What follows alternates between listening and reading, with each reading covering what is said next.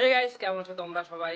Guys, অনেকদিন থেকে video বানাতে পারছিলাম না, তো একটু পার্সোনাল কাজ ছিল, ব্যস্ত ছিলাম, তাই ভিডিও বানাতে পারছিলাম না। তো কয়েকদিন আগে আমার একটা সাবস্ক্রাইবার আমাকে বলেছিল, দাদা তুমি এত বই পড়তে বলে কেন, শুধু বলো বই পড়ো বই পড়ো, এত বই পড়ে কী হবে?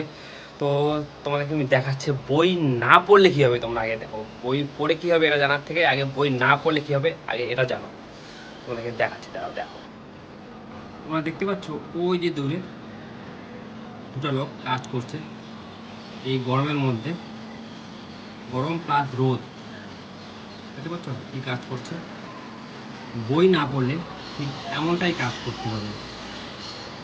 এত রোদ আর এত গরমে, কলকাতার গরম সঙ্গে এই রোদ, কীরকম লাগতে পারে তোমরা বুঝতে পারছো? বাট তারা কাজ করছে এই গরমে, কিচ্ছু করার নেই। কারণ বই না পড়লে এভাবেই কাজ করতে হবে, হয় মানুষের বাড়িতে, হয় তোমার ক্ষেত বাড়িতে, হয় বাইরে গিয়ে কাজ করতে হবে 5-10 হাজার টাকার জন্য, বা দিনে 700 বা 500 টাকার জন্য এরকম কাজ করতে হবে। তো এই জন্যই বলি আমি, বইটা পড়ো। বই না পড়লে কিন্তু এমনটাই তোমাদেরকে করতে। তোমাদেরকে আরেকজনকে দেখাচ্ছি, দেখো আরেকজন কী কাজ করছে। এও রোদের মধ্যে কাজ করছে। এই রোদের মধ্যে মাটি খুঁড়ে এটাকে গাছগুলোকে ড্রেন করছে বৃষ্টি না পড়ে।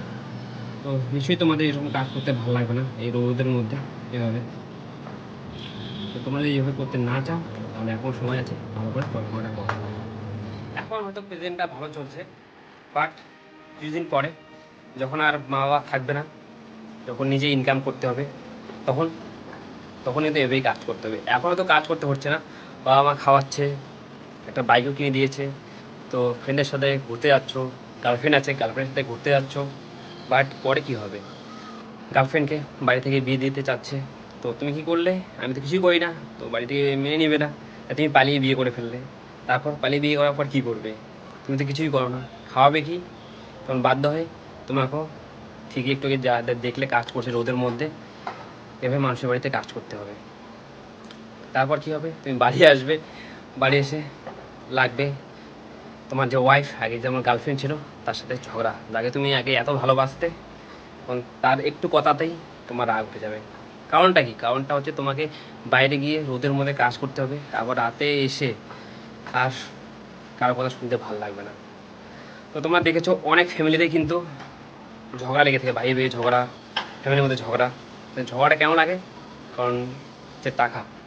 মেন কারণটা হচ্ছে টাকায় ঝগড়া লাগার কারণটাই হচ্ছে কারণ টাকার অভাব থাকে।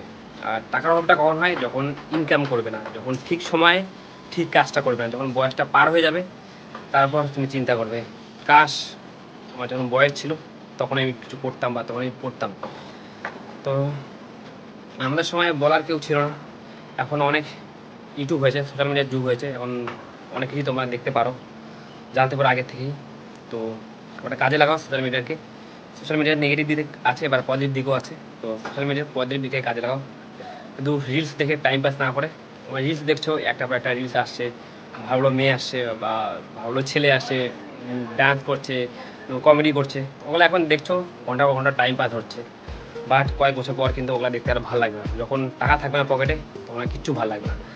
এখন বন্ধু বান্ধবের সাথে আড্ডা মারছো, ঘুরতে যাচ্ছ, বাট কিছুদিন পরে যখন পকেটে আর টাকা থাকবে না, ফ্রেন্ড কিছু করে ফেলবে, জব করবে, তখন কিন্তু তোমাকে আর সেভাবে পাত্তা দেবে না।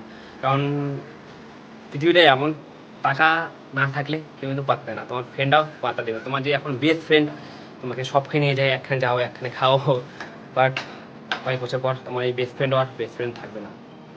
তো এটাই বলবো, যারা এখনও সিরিয়াস হওনি পড়াশোনাকে নিয়ে, তারা তাড়াতাড়ি সিরিয়াস হয়ে যাও, তাহলে কিন্তু ভবিষ্যতে কষ্ট আছে। চলো বাই, ভিডিওটা আমি এখানেই শেষ করছি, আর বেশি জ্ঞান দিব না। Bye bye.